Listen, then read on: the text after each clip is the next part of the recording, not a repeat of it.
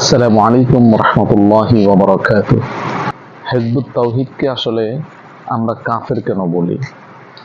Hizb ut তাওহীদ এটা আসলে মুসলমানদের কোনো সংগঠন নয়, ইসলামের কোনো সংগঠন নয়। হিজবুত তাওহীদ সরাসরি একটি কুফরি সংগঠন, একটি মুরতাদদের সংগঠন। এই সংগঠন থেকে আমাদের সকলকেই সতর্ক থাকতে হবে। এই জন্য আমাদের উচিত, যার যেখানে কথা বলার সুযোগ আছে তৃণমূল পর্যায়ে, সেখানে আমাদেরকে জনগণকে সতর্ক করানো এটা আমাদের ঈমানি দায়িত্ব। হিজবুত তাওহীদের যে ভয়ঙ্কর এক একটা আকীদা, এক একটা বিশ্বাস, এর এক একটা বিশ্বাস করার সাথে সাথে একটা মানুষ সোজা ইসলাম থেকে সরে যাবে, সরাসরি সে বেঈমান হয়ে যাবে। আজকে একটা আলোচনা করতেছি হিজবুত তাওহীদ আল্লাহ তাআলা সম্পর্কে তাদের আকীদা, তাদের বিশ্বাস কি। হিজবুত তাওহীদের একটি বই, সকল ধর্মের মর্ম কথা, সবার ঊর্ধ্বে মানবতা। এই বইয়ের 4 নম্বর পৃষ্ঠায় মিস্টার বাইজিদ খান পন্নী লিখেছেন আল্লাহ তাআলা সম্পর্কে, সকলের আদিতে যিনি, তিনি স্রষ্টা, সবকিছুর শেষেও তিনি। তিনি আলফা, তিনি ওমেগা। কারো কাছে তিনি আল্লাহ, কারো কাছে ব্রহ্মা, কারো কাছে গড। সে যে নামেই ডাকুক, সেই মহান স্রষ্টার প্রশ্নহীন আনুগত্যই সকল ধর্ষণের ভিত্তি। এই এতটুকু অংশে, তাদের এই বইয়ের এতটুকু অংশে বাইজিদ খান পন্নীর যে বক্তব্যটা তুলে ধরছে, বাইজিদ খান পন্নীর এই বক্তব্যে 2টা জিনিস উল্লেখযোগ্য। নাম্বার 1, ব্রহ্মা, গড, ঈশ্বর ও আল্লাহ এরা সব একই সত্তা, নাউযুবিল্লাহি মিন যালিক।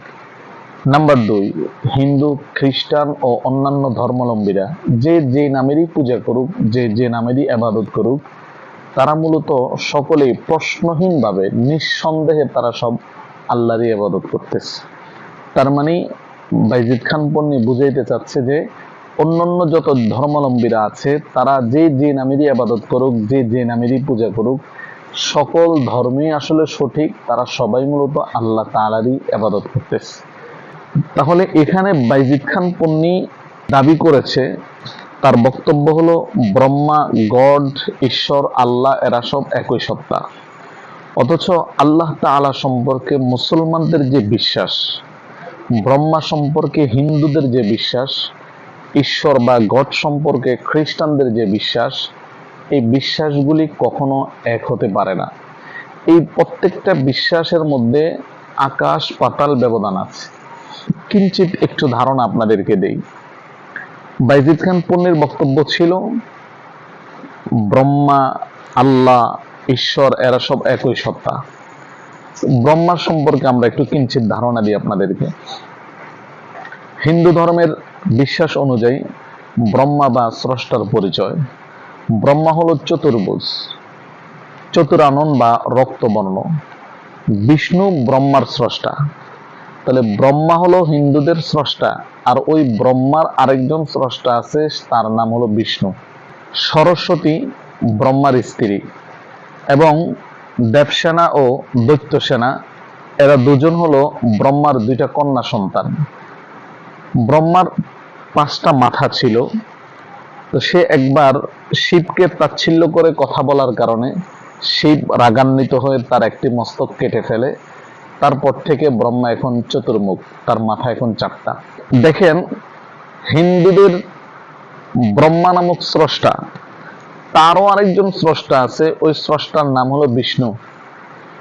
হিন্দুদের ব্রহ্মা নামক স্রষ্টার স্ত্রী আছে, সরস্বতী হলো তার স্ত্রী, এবং তাদের ব্রহ্মা নামক স্রষ্টার 2টা কন্যা সন্তান আছে।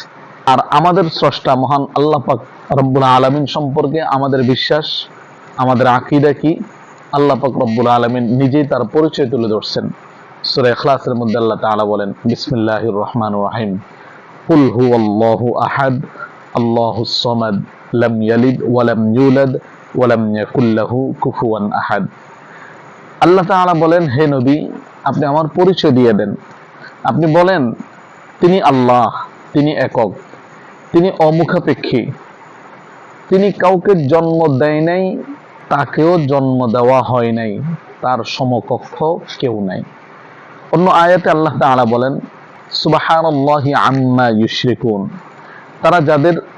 তারা যাদেরকে প্রভু বলে এবং ওই প্রভুর সাথে যাদেরকে শিরিক করে, শরিক করে, যাদের পূজা করে, আল্লাহ পাক রব্বুল আলামিন বলেন আমি এই সব কিছু থেকে পূত পবিত্র।